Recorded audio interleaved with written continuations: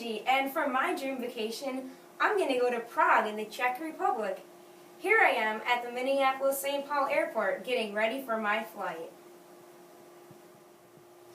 It will cost a huge $1,788 for me to fly from Minneapolis to Prague. I'll be flying on American Airlines and then Turkish Airlines, and I'll have layovers in Chicago and Istanbul.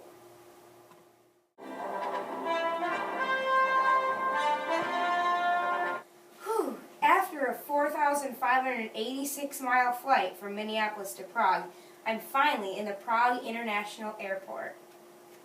Prague's relative location is 4,586 miles east and slightly north of Minneapolis, but its exact location is the latitude and longitude. That means that Prague is 50 degrees north and 14.5 degrees east. Prague, like all places on Earth, also features the other four themes of geography. Its region, for example, could be described as in the Czech Republic, in Central Europe, or in the province Central Bohemia. These are all ways to describe the region of Prague. Prague's place describes the things about Prague that make it unique. Some of these examples are the Charles Bridge, Prague Castle, St. Vitus Cathedral, and the buildings that feature Gothic architecture and art. I'll come back to some of these later in my presentation. Human-environment interaction is big in Prague because of its cold winter weather.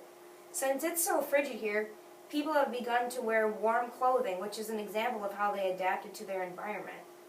Another way of how people change the environment in which they live is by adding heating, so it works both ways.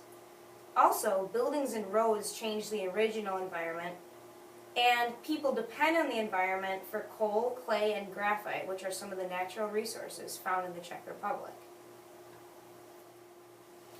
After I just got off the plane, I'll be taking a train to my hotel.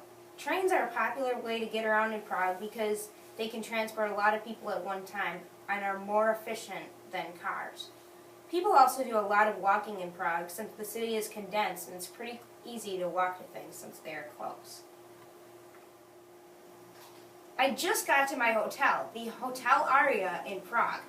This is one of the nicest hotels in the city, and each room is inspired by a specific musician, such as the Mozart room. This is a great room, right? It also costs a lot of money. It will cost me about $2,874 to stay here for just 6 nights.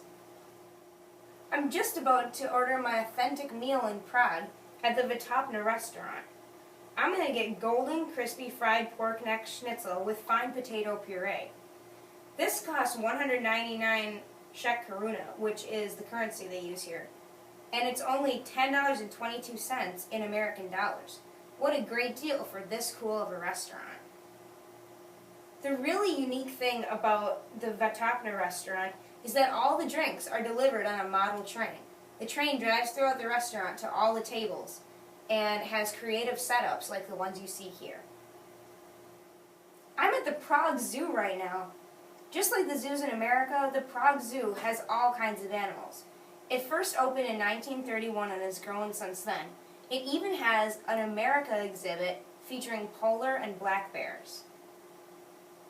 Here are some penguins who also live here. The climate in Prague is nothing like their home climate of Antarctica. In fact, the climate in Prague is very similar to the Midwest, except less extreme. Temperatures can get below freezing during the winter, which is 0 degrees Celsius or 32 degrees Fahrenheit. And in the summer, they can get as high as 30 degrees Celsius or 86 degrees Fahrenheit. Pretty similar to Minnesota. The second attraction I'm going to is the Prague Castle. This castle is really old. It was first built in 870 AD. Throughout the ages, many famous rulers have lived here. The first ones were the kings of Bohemia a long time ago. This is the Charles Bridge, the third destination on my list of must-dos in Prague. It crosses the Vltava River, which runs through the city. Construction on the bridge was started in 1357 and took more than 50 years to finish. Now you can see it in the winter. Isn't it beautiful? Fourth on my list is the St. Vitus Cathedral. It's a Roman Catholic cathedral and was first opened in 1929. This also shows an example of the Gothic architecture I talked about to describe the place of Prague. My fifth and final destination before I leave Prague is to go to the O2 Arena. This is a huge multi-purpose arena that hosts everything from concerts to sports games such as ice hockey. Well, I'm finally back home in Minneapolis. Thanks for coming with me on my trip to Prague. I hope you had as much fun as I did.